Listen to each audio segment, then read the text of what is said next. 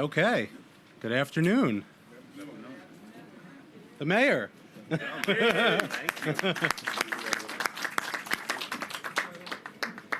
Good afternoon. I'm Dan Moritz. I'm one of the principals of the Arker Companies. On behalf of my partners, Alan, Saul, and Alex Arker, here, we're thrilled to welcome everyone to the groundbreaking for our newest project, Beach Channel Senior Residences.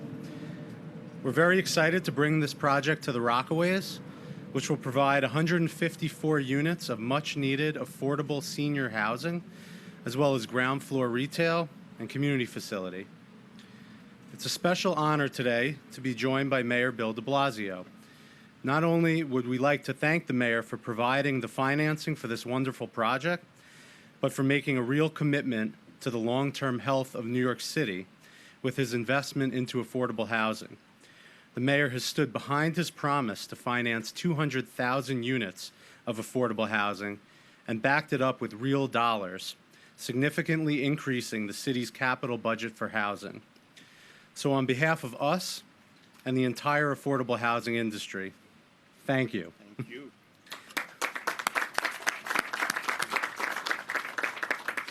Building affordable housing in New York is a complex task involving multiple layers of financing and many partners, both private and public.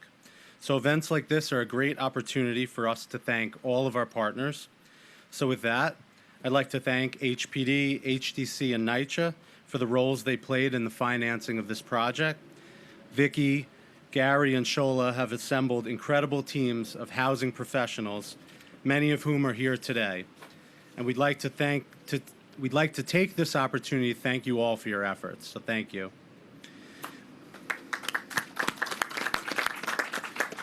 We'd also like to thank the local elected officials whose constant support is so important and greatly appreciated. Here today we have City Councilman Donovan Richards Jr. Thank you. And City Councilman Jumani Williams. Thank you. Not present, but we're thankful for their support. Queensborough President Melinda Katz, State Senator James Sanders Jr., and State Assemblyman Philip Goldfeder. Thank you also to Wells Fargo for being both our construction lender and investor. And finally, thank you to all of our professional partners, the lawyers, consultants, architects, engineers, contractors, and our team at the Arker Companies who work with us to bring the project from an idea to a reality. We wouldn't be here without all of your help. All right, without further ado, I'd like to welcome the Mayor of New York City, Bill de Blasio. Thank you. Thank you very much. Well, Dan, thank you.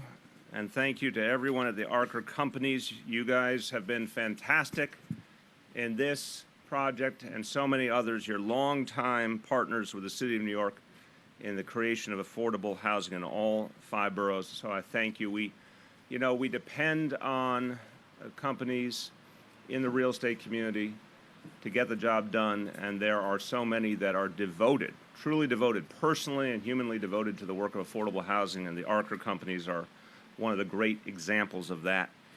2 years from this very day, right here, the lives of more than 150 senior citizens will change, and change for the better.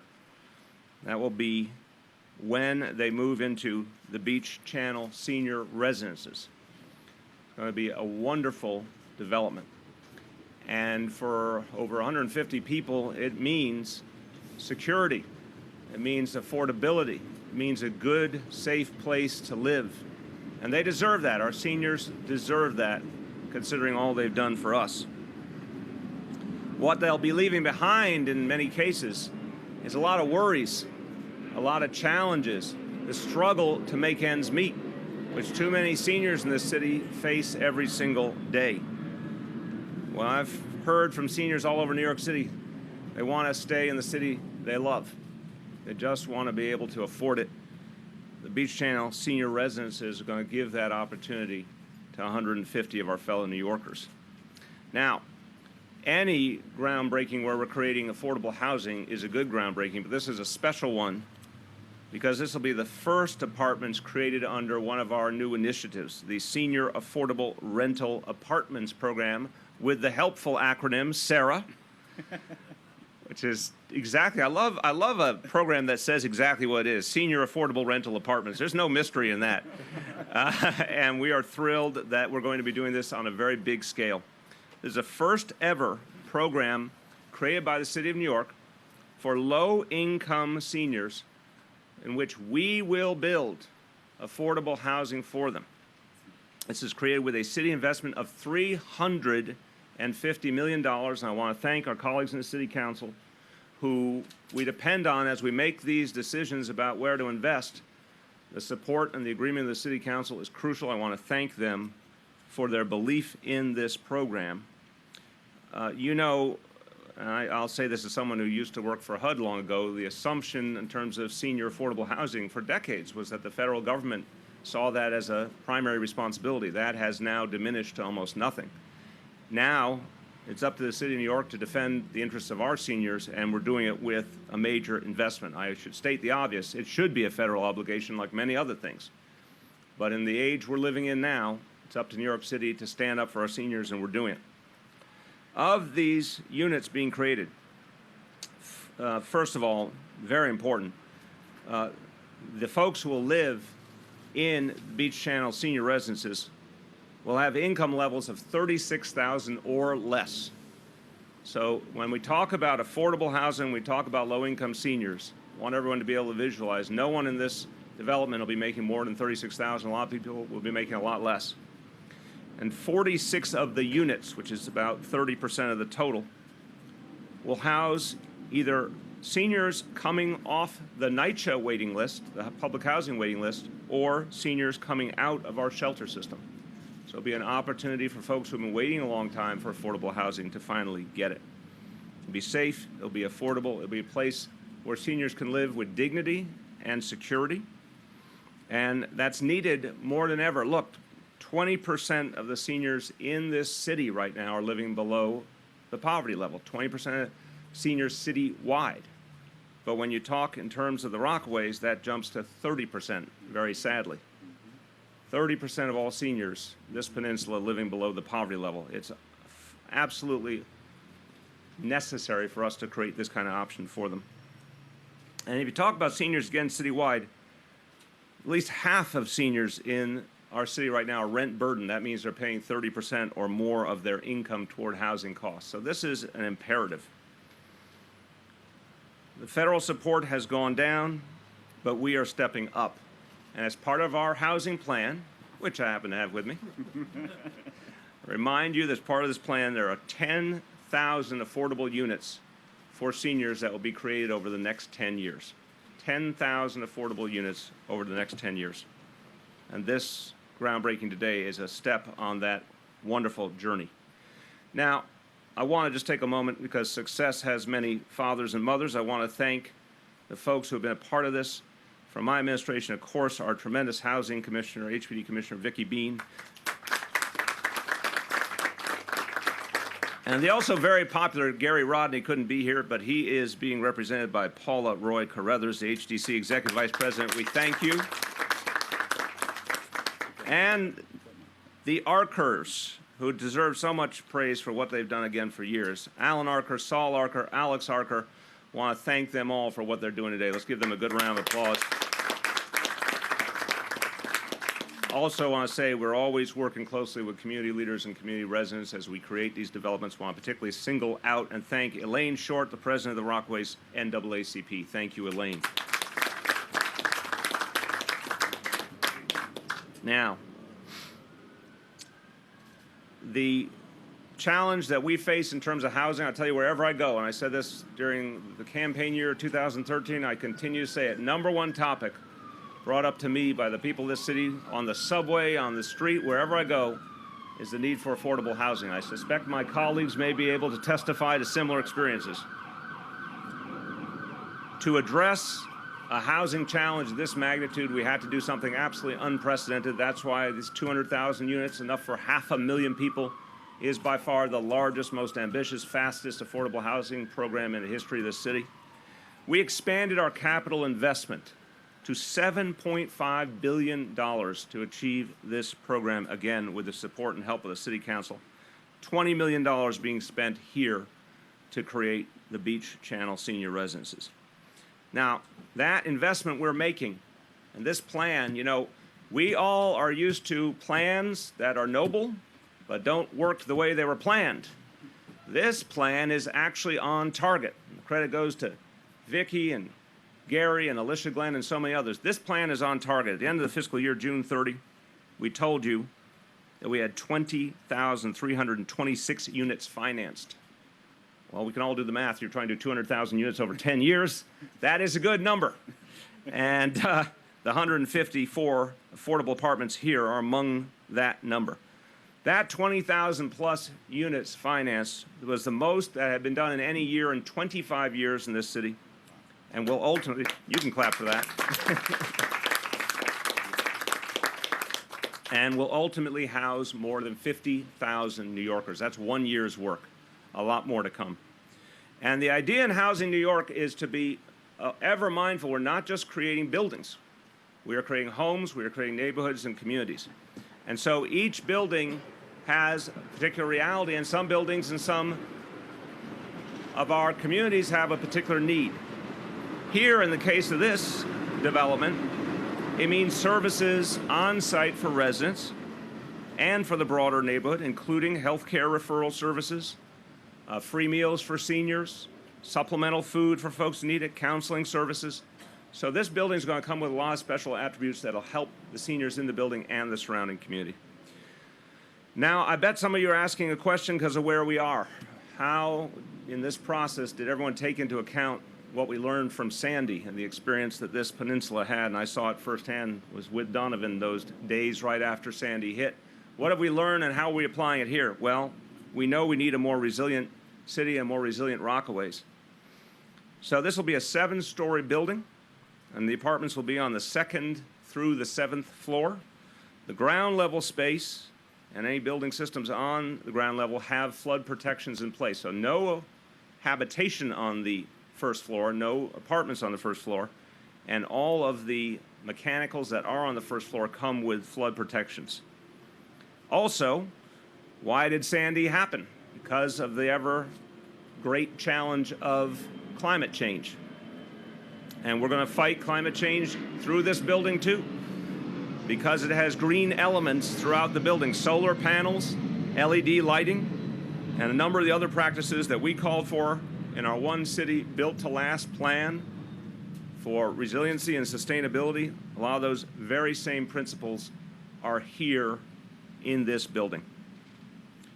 So we're committed to this building being a success and being resilient. We're committed to the Rockaways being a success and being resilient, not just in terms of climate, in terms of the weather, but also economically.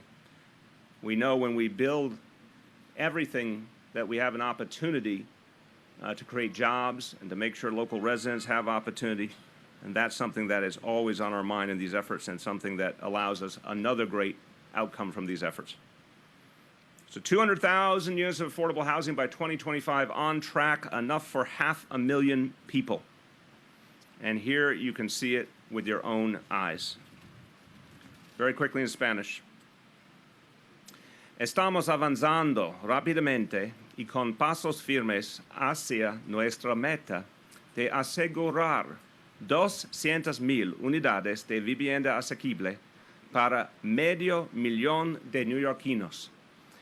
Este trabajo es importante en especial para los ancianos de nuestra ciudad, quienes merecen vivir dignamente y de forma segura y asequible en los vecindarios que ayudaron a construir. Hoy nos complace empezar las obras de Beach Channel Senior Apartments, un proyecto para cientos de personas mayores con pocos recursos o sin hogar. Ellos ahora podrán dormir en paz, sin preocuparse por el aumento de los alquileres. With that, I want to turn to someone we have worked with as an administration very closely in a number of areas. Someone I had, again, the honor of working with in the days after Sandy, and we have never stopped working together since, and I truly appreciate his leadership, Councilmember Donovan Richards. Want height? Sure. I'll give you some height. Is it? Donovan? All right. I don't need it. It's The all height's right. not cooperating. Oh, wow. There you Good go. technique. Yeah. Always try to get as tall as the mayor when I'm with him. But it is an honor to be here this afternoon, and I want to thank so many of my partners here. Councilmember Jamani Williams, all the way from Brooklyn, our chair of housing and buildings. We gave him a passport just for today. And obviously the mayor, the ARCA company, and also our great commissioner and friend, Vicky Bean, who has been phenomenal. And we have so much more work that we are going to accomplish out here over the next few years. It is wonderful to be here today for this groundbreaking announcement that will help provide for our seniors who have helped build our community and want to stay where they created a life for themselves and their families.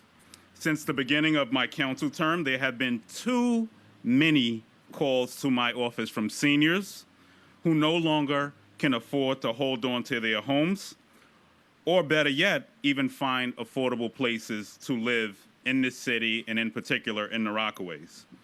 For those who question if there's a need for affordable senior housing in the Rockaways, allow me to share some sobering facts with you. And I'll point to Arvin alone as I sweat up here. In Arvin alone, where we have a significant population of seniors, there are nearly 300 homeowners in pre-foreclosure proceedings as of this month. Most of these people are seniors. What does this simply mean? It means that our seniors who are surviving on fixed incomes can no longer afford to hold on to their homes and will possibly end up homeless. What does this mean for the community? This means we risk having an influx of zombie properties and a decrease in property values. But most importantly, that someone's grandmother or grandfather who raised their family here and have invested everything they had into this community will be uprooted from the Rockaways. And we cannot allow this to happen to people in this community, such as Elaine Short, who has helped build the very foundation of this community that we stand on today. And we cannot allow people like you to be pushed aside and pushed out of this community, and we won't allow it. We cannot allow the affordable housing crisis to destroy the fabric of this community. This is what makes today's announcement so significant. It offers a solution for that senior, like I spoke to, personally in my office, who had to pack up all of her belongings and move to New Jersey because she could no longer afford to live here. And if you're listening today, ma'am, this groundbreaking is dedicated to you, and we will continue to do everything in our power to afford that we never lose to New Jersey ever again. Today, we offer the seniors of this great city an opportunity to live in safe, environmentally friendly, and most importantly, affordable senior housing. As I begin to close, because I don't want to be long up here, it's hot, I would like to thank the ARCA company for their commitment to this community, for not only building this building, but also for offering local hiring opportunities for residents as well. And I know Urban Upbound is in the house today, and they'll be working very closely with the ARCA company to ensure that local residents have opportunities at employment, for employment at this site. We look forward to ensuring that the very commitments that we spoke of on the jobs front obviously are a reality for residents in this community. Lastly, I'd like to thank everyone who has helped make this project a reality. I have to start off by thanking NYCHA's chairwoman, Shola Alatoye, who's not here, for helping to get us here today. Her leadership has been relentless, and because of it, we will see the beginning of not only this project, but millions of dollars being invested into our public housing developments starting towards the end of this year and early next year. I'd also like to thank our HPD Commissioner, Vicky Bean, who will be joined at the hip with me over the next few years as we rezone 7 neighborhoods, I think, across this city, and also work in the Rockaways. I'd also like to thank someone who's shown true leadership and has not only said, I'm going to address the inequality crisis, but put money up behind it, because that's what people need to remember. We can talk all of the fairy tales we want, but it's projects like this that show a person's true commitment, and that is Mayor de Blasio. I have to thank you and we should give him a round of applause, because this is the beginning of things in the Rockaways. Just want to touch on some side notes quick. Next month, we will open a brand new Workforce One/Training Center in Auburn, thanks to the mayor and the SBS commissioner. We are anticipating a groundbreaking in 2017 in downtown Far Rockaway. And I also anticipate that the mayor will be back for a groundbreaking very soon, not far from here, at the Auburn East site. And as you can see all over the Rockaways as you travel today, there are millions of dollars in infrastructure work being completed because of this administration. And I used to live a block away from here, and they finally just got their infrastructure completed thanks to this administration. Our community has a bright future ahead as we are focused on providing better housing, better transportation, and overall a better Rockaways. In the words of the great American writer and activist Betty Friedan, aging is not lost youth, but a new stage of opportunity and strength. And I want to thank you once again, Mr. Mayor. And I'll just end in Spanish, muy bueno. Gracias. Witty man. Well, it helps to have real allies when we're trying to create an unprecedented amount of affordable housing. It also helps to have consciences, and Jumaane Williams has been both. He's pushed us very hard, and he's kept our feet to the fire, but he's also been an ally in making sure that this work happens. I want to thank him for his leadership. As chair of the Committee on Housing and Buildings, Councilmember Jumaane Williams. I don't mind some extra height. Thank you, Mr. Mayor. How long is my passport good for? 15 minutes. Okay, so I'll try to get out of there before then. Thank you. I want to thank the mayor for his work. It hasn't gotten much attention, but he has quietly, I believe, surpassed where we thought we'd be a year and a half into this plan in preserving and or building affordable housing, and that is a monumental achievement. So I want to say thank you and give you another hand clap for that. And of course, my colleague who gave me the 50 minutes pass into Queens for his leadership. Of course, HDC, NYCHA, and HPD, who has a chair who is very committed to make sure we achieve this plan. So thank you for that. And I didn't even know ARCA was the company building it until I got here. That made me even more excited because I've seen their portfolio. And when you look at it, it doesn't look like affordable housing. It just looks like wonderful housing that is affordable to live in. I think that's the type of example that we want to show. We don't have to have a specific type. It just has to be beautiful housing for people to live in. And I've been in housing tenant organizing for quite some time, and it's been amazing that most people believe there is some innate program for seniors, that they can just come in and we have the programs available. And too often we have to say no. Unfortunately, that is not true. As was mentioned, the federal government is not doing what they're supposed to do. So when we talk about affordable housing, there are many constituencies that need it, none more than seniors. I am here because of the people who came before me. I think we are all here because there are people who came before us and worked hard. There should be no such thing as a senior in a homeless shelter. There should be no such thing as a senior who cannot find an affordable place to live. And so I think it's fantastic that we're dedicating the units here for our senior population whose shoulders we stand on and too often are not getting their due rewards in the best times of their life where they should not have these burdens and these thoughts. I'm even more excited that we thought about providing support services for the seniors that are there. Very often we build housing in a silo without the things and the ancillary things that are needed to make them be successful. So I'm excited about that. This is a fantastic project. I believe housing in general is a critical issue in New York City. I think it's very connected to issues like public safety. When you think about these issues, education, poverty, and housing are three pillars that have to be addressed. And I'm very happy this mayor is focused on them all and has a wonderful plan that I think if we work together, we can achieve. And of course, this is a great example of that. Thank you so much.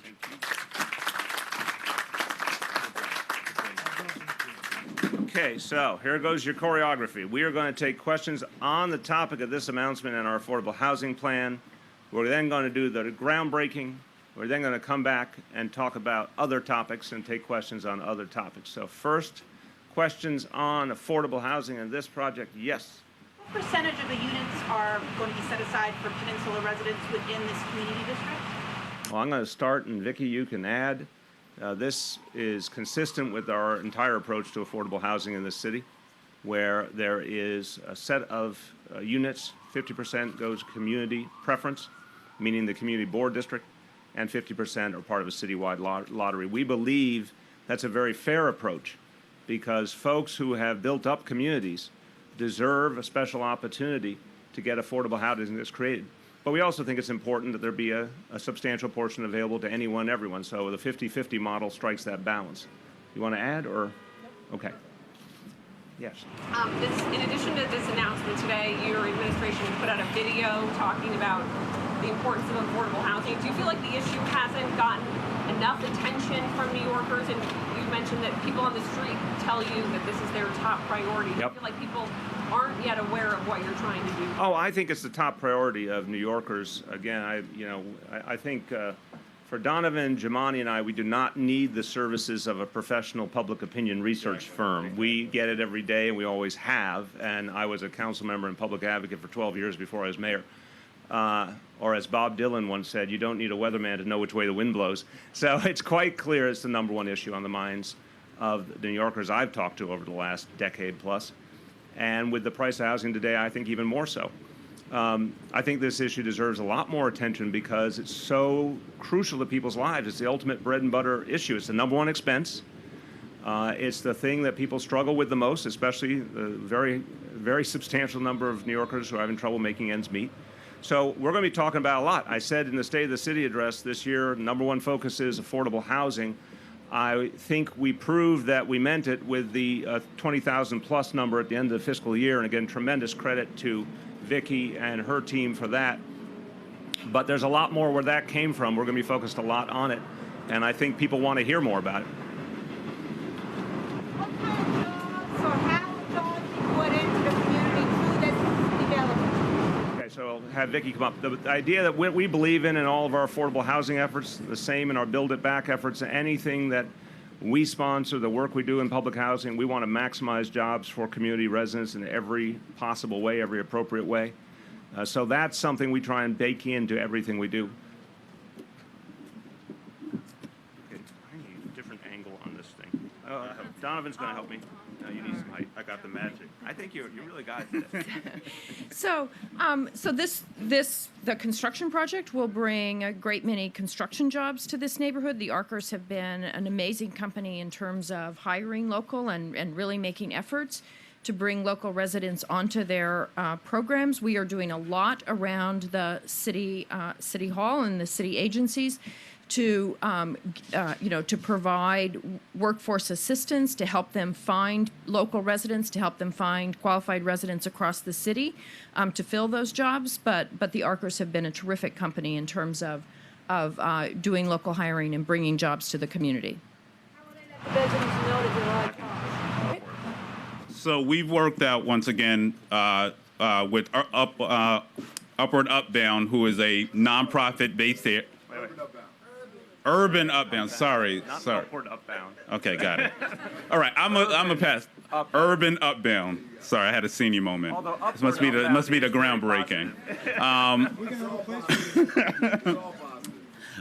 So they will be the facilitator, and they're based here in the Rockaways, who will be working directly with the Arca company as through the entire process, because there are not going to be 1,000 jobs created the first day of the project. Obviously, they'll need help with piling and other things, and they will be the organization that we filter the jobs through.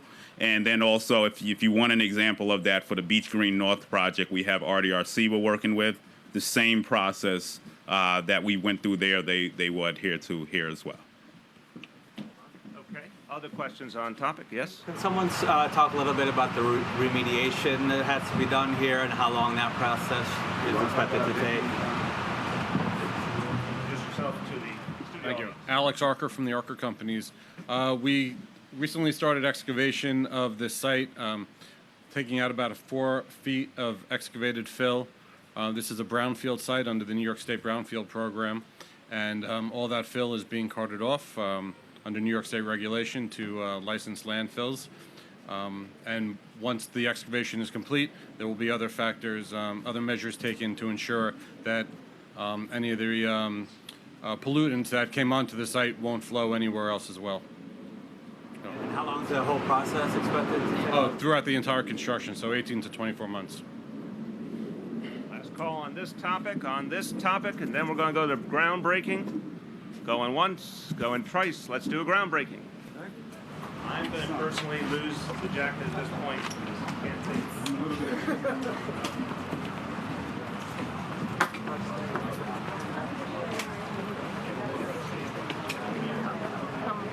You're doing the ground. Yeah.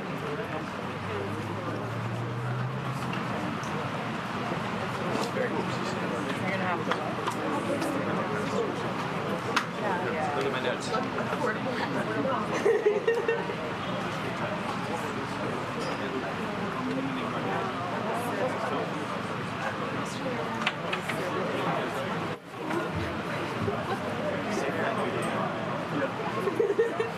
And a natural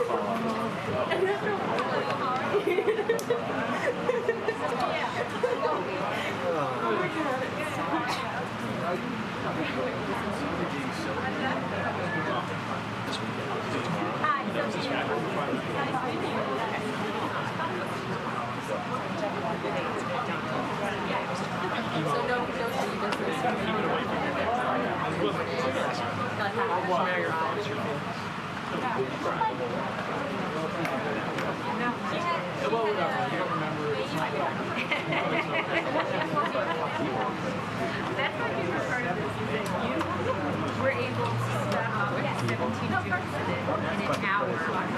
So I know, I was hoping you would remember. I was thinking it was out of the fun. You were thinking about I don't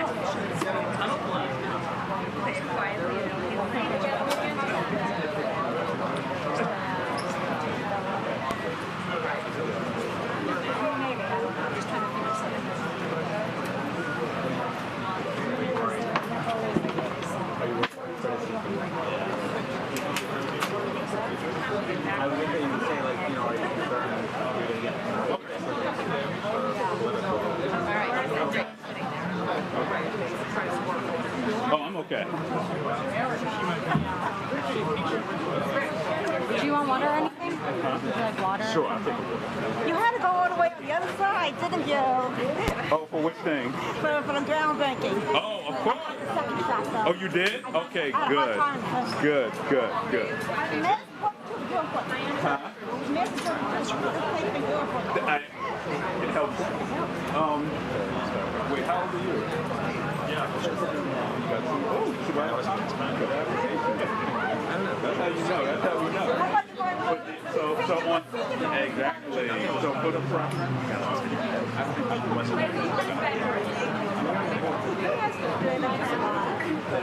Senior. Very, very.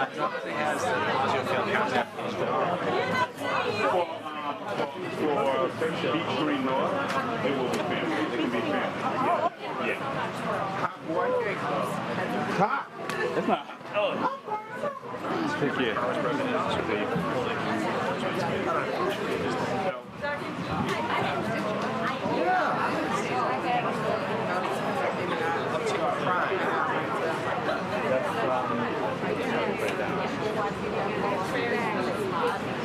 They also have more mediators. Yeah, I know. I'm like, great. You don't know why. So great. It's really nice. Go worse than my apartment.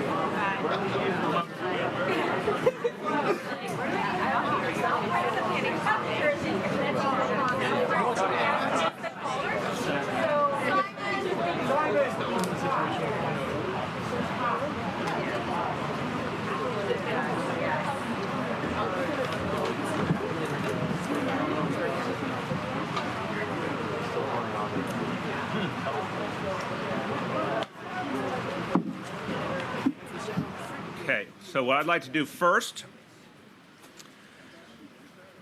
I believe there's going to be a little bit of interest in Times Square, so I would like to speak to this issue up front, take questions on that, and then we can talk about anything else. So, Over the last weeks, I've made my views known that I am unhappy with some of what's happening in Times Square related to the costume characters and the painted women. And I said very clearly I don't like it. I don't think it helps the environment there, and that we're going to do something about it. You now know there's a task force that's been created. This will move very quickly. I expect a report back with a lot of very tangible actions no later than October 1st, hopefully sooner. The goal of the task force is to give me more tools to work on this issue with. Right now, the laws in place don't give us all the enforcement capacity I think we deserve. I think what's happening with those individuals is clearly a business dynamic, and it should be regulated like a business, but for that to be done, we need to identify the appropriate legislation that needs to be passed by the City Council, the appropriate city regulations that need to be promulgated. We're going to do this right because we want it to stick. But there will be new types of enforcement in Times Square based on the work of this task force. We also have heard, I think there have been some very helpful suggestions. I credited the Daily News editorial board with the point about thinking about how we designate the areas in Times Square. I think that's a helpful suggestion. There are some other ideas like that. That will be examined by the task force, and we'll come up with a very specific list of options, and we'll act on them quickly. The task force will be chaired by Commissioner Bratton and by City Planning Chair Carl Weisbrod. I think we can say with assurance there are probably no two people in all of New York City today who know more about the history of Times Square and all that was done effectively to change a bad history into a good one. Carl Weisbrod is literally the father of all the redevelopment of Times Square. It's one of the great stories of recent New York City history. Bill Bratton, the man who helped turn around the crime situation in all of the city starting in the early 90s, in which point Times Square, and I remember it vividly, was a deeply troubled area. So that'll be the chairs. Deputy Mayor Alicia Glenn will serve on the task force. Obviously, the agencies involved, NYPD, Transportation, City Planning, Consumer Affairs, the Law Department. There are very serious and subtle legal issues here that'll be treated by the Law Department. Zach Carter is going to play a crucial role as our corporation counsel. We will certainly work closely with stakeholders in the Times Square community and with local elected officials. So the task force will bring me a set of tools. We'll then turn to the City Council, and I think there'll be a lot of support in the Council for the actions we need to take. And as soon as those new laws are in place, we will have additional tools to enforce, and then we'll enforce very aggressively. Let me just finish up, and then I'll take questions. Now, in the meantime, the NYPD is in a position to do some additional enforcement, and as you saw last night, that has already begun. NYPD already has a very substantial presence in Times Square. They will use that presence to enforce on any infractions of the law by any of these individuals. So they'll be watching very, very carefully for any situation where a tourist is harassed, where there's aggressive approaches that are illegal, or any other types of illegal activity that can be acted upon. So I assure you the NYPD presence will be felt deeply. We're resolute about changing this situation. I am confident we will succeed in changing the situation. I know it will take several months because we do have to go through a legislative process, but I know some of the changes will start immediately because of the presence of the NYPD alone. Now, I have to address the larger dynamic because I don't think it's been treated fully enough. Again, I have seen Times Square in all of its incarnations, 1979 to present.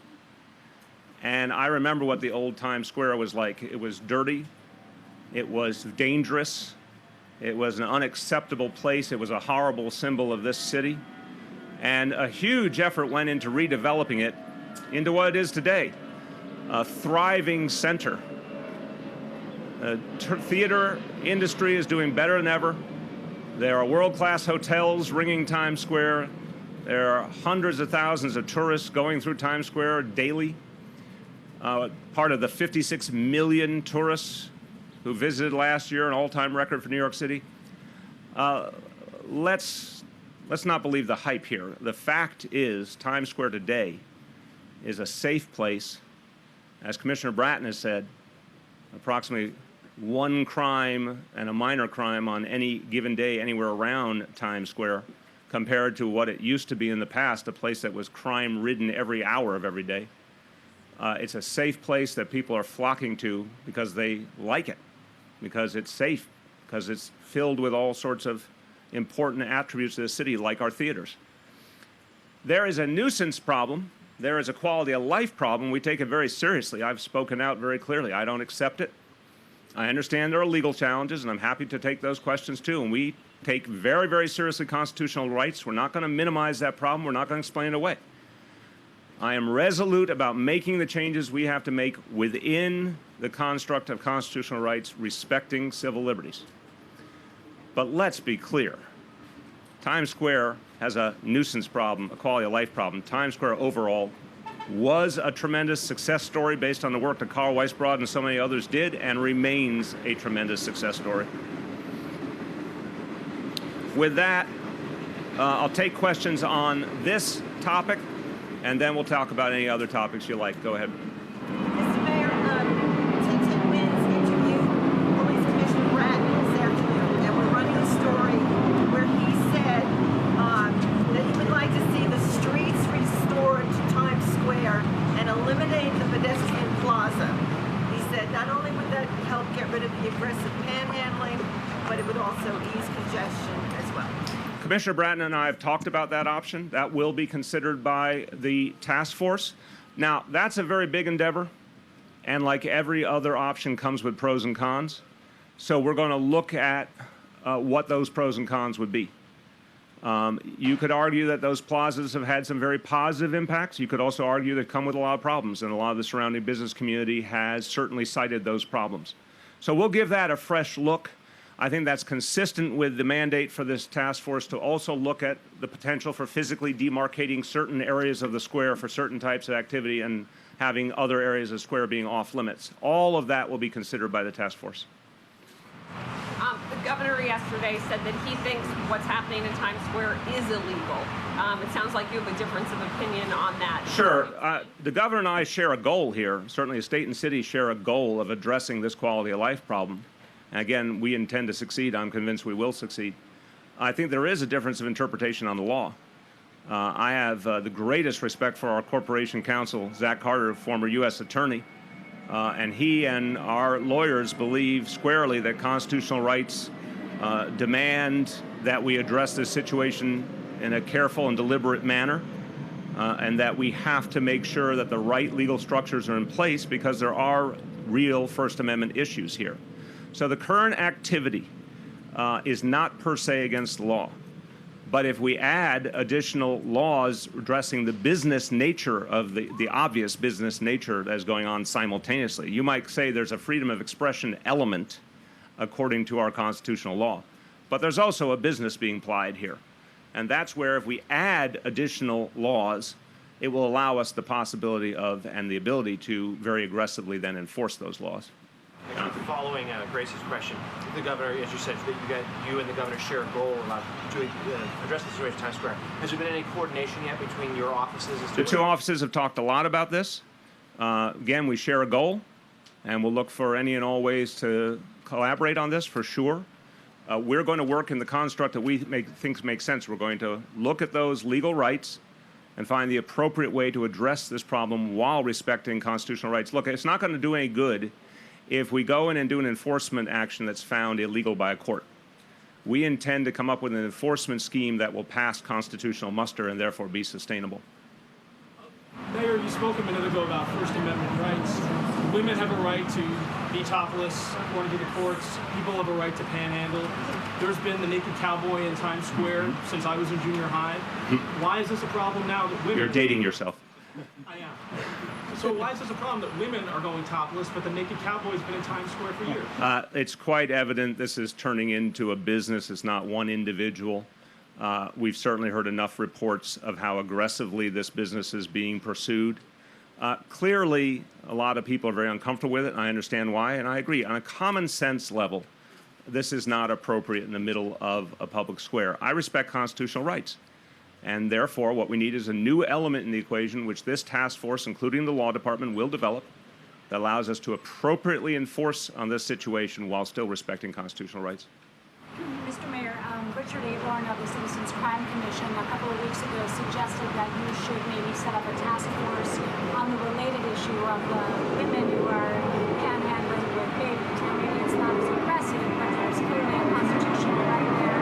Questions about the legality of enforcement against them. Hold on, I won't lose you. Hold on a second. Or speak louder, you choose. Some people think that's a business because they are working together, they are coming and going together, the babies have been seen being traded, they split up and go to different corners, and maybe it's a job. So Now, is that something that would be covered by this, or does it deserve its look, own? we're going to look at everything happening around Times Square in this task force. But let me say, we talked about the other day, I think you're raising a very powerful point about the problem of women in particular who beg with their young children and with their babies. And again, the first concern we have there is for the health and safety of those children. There is also, you're correct, there is a constitutional right issue that comes into that as well. What I need to have, which I don't have right now, is a clearer picture of when and where and how this is happening, and if it can be approached in the way that we think this problem in Times Square can be approached. So I'm open to any and all solutions, and I'll have more to say on that after we've done a little more research on the problem as it is. On this topic and then any other topics, last call, Times Square going once. Mr. Mayor, are you concerned at all that that in talking about Times Square in these terms, you begin to sound like Rudy Giuliani? Rich, I have never been accused of sounding like Rudy Giuliani. Don't you worry. Don't you worry. I think he's the only national Republican who hasn't criticized me lately. He needs to catch up. Jeb's way ahead of him. Bobby Jindal's ahead of him. Come on, where's Rudy? No, look, I believe fundamentally in addressing quality of life issues. I think Bill Bratton was right on day one in 1994 by focusing on quality of life. I will defend the broken window strategy anytime, anywhere. I think people have raised very fair concerns about changes and updates that we may need in that strategy. I respect that. We're always going to have that discussion. But the fundamental notion of addressing a quality of life concern at its root, when you first see it, not letting it fester, I believe in fundamentally. I believe in it because Bill Bratton proved it, not Rudy Giuliani. Bill Bratton proved it. And I think this is an object lesson of it. I think this is something that just should not be left to get worse. I also affirm to you, again, I'm just not going to participate in this notion that Times Square is not ultimately a very successful example of a change in our city. Because I go there, I see all the tourists from all over the world. I see the booming theaters, a lot of business, legitimate business, you know, very important part of our economy. And then I see a small but meaningful quality of life problem. We're going to address that problem forcefully, aggressively, creatively, legally. And by the way, literally it's happening already. You saw the arrest last night the NYPD undertook. There'll be plenty of that every time they get an opportunity to appropriately enforce the law. But I think it's important to recognize the good in Times Square and the straightforward problem we have to solve in Times Square. Yes? One more follow-up on that, Mr. Mayor. Just so that New Yorkers can understand your opposition to this situation in Times Square. When you talk about quality of life issue, is this because the women are panhandling, or is it because and being aggressive, or is it because they're bare-chested? Well, we've got that, and we've got the costume characters problem. And the costume characters problem came to our attention first, and I think it's important to treat them both together. Per se, why would a costume character be a concern? I don't think there are parents saying, oh, that's offensive to my beliefs, or I don't want my children seeing that. It was because of the aggressive approach that those characters took to get people to give them money, which again transcends any notion of panhandling. And it was obviously organized as a business would be organized to make money. We see the same thing with the painted women. It's the exact same reality. That's my core problem.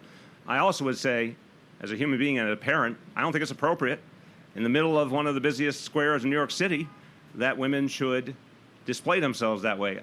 They have a constitutional right. It's not my choice. But the real link here is this is a business. Let's not kid ourselves. And I think the media has done a fine job of documenting who are the individuals who are organizing the business. I think the lurid pictures of all the cash being in changed hands, this is not simply a matter of individuals expressing themselves. There's something else going on that we can and will enforce on. Okay, last call on this topic, and going to new topics. Dave. Mayor, I know you've said in the past that you're not focused on any re-election campaign. It's your campaign, if there is one, it's being mayor. But what do you think of Don Peoples? He considers himself a friend, and this kind of threat, if you will, that he could run against you in 2 years. Interesting way to be a friend.